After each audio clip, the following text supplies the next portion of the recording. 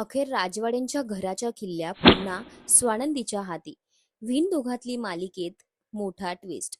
Zee Marathi वाहिनीने विण दोघातलीही तुटेना या मालिकेचा एक प्रोमो शेअर केलाय.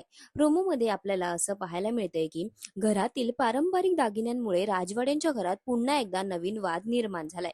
प्रोमोमध्ये असं पाहायला मिळतंय की सुष्मिता म्हणजेच स्वानंदीची बहीण आपल्या आईला एक खास भेट देण्यासाठी घरातलाच पारंपरिक दागिना घेऊन जाते.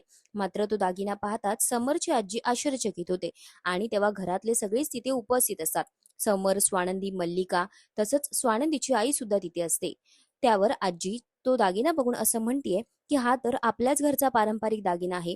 त्यावर सुष्मिता अगदी सहज म्हणते की हा दागिना मला माझ्या आईला गिफ्ट म्हणून द्यायचा आहे. हे ऐकताच स्वानंदी प्रचंड चिडते आणि त्यानंतर स्वानंदी सुष्मिताला ओरडून असं म्हणते की तुला इतकं समजावून सुद्धा का कळत नाही. त्यामुळे आता समरची आजी सुद्धा संतापून म्हणते की हिला आपण या घराच्या किल्ल्या देऊन खूप मोठी चूक केलीये. त्यानंतर मल्लिका सुद्धा संधी साधायची अजिबात सोडत नाही. ती म्हणते की घराच्या किल्ल्या एखाद्या जाणत्या बाईलाच दिल्या पाहिजेत आणि त्याच वेळी मल्लिकाला असं वाटतं की आता या घराचा ताबा हा माझ्याचकडे मिळणार आहे. त्यामुळे मल्लिका मनातून खूपच खुश झाली. खरं तर तिचा आधीपासून या घरावरच डोळा असतो. ती प्रॉपर्टीवर अगदी लक्ष ठेवून असते. आजी आता या किल्ल्या कोणाकडे देणार याकडे सगळ्यांचं लक्ष लागलेलं असतं. पण समरची आजी थेट स्वानंदीकडे जाते आणि घराच्या किल्ल्या पुन्हा तिच्याच हातात देते.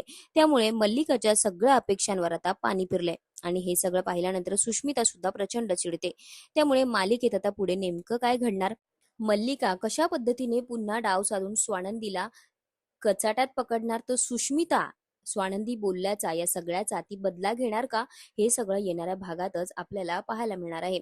तुम्हाला विण दोघातलीही तुटेना या मालिकेतले हे नवीन ट्विस्ट कसे वाटतायत आम्हाला कॉमेंटमध्ये नक्की कळवा.